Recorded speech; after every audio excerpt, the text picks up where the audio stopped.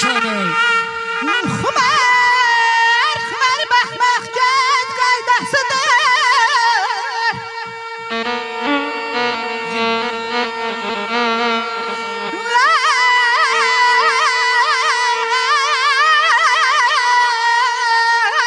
Qızarmağımız qaydasıdır. Perişanlıq zülfünəz qaydasıdır. Nə baxdı səma məşələdən.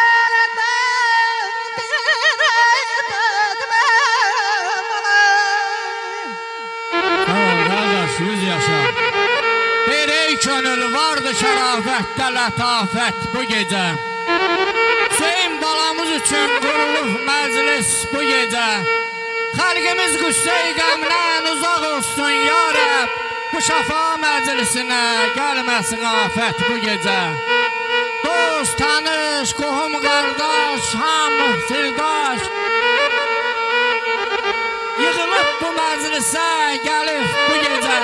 Bu gözəl məclisə bir şeir yazarsan Vahid. Sən də göstərməlisən ay səxavət qardaş. Xalqa nəzakət bu gecə. Gecəmiz mübarək olsun.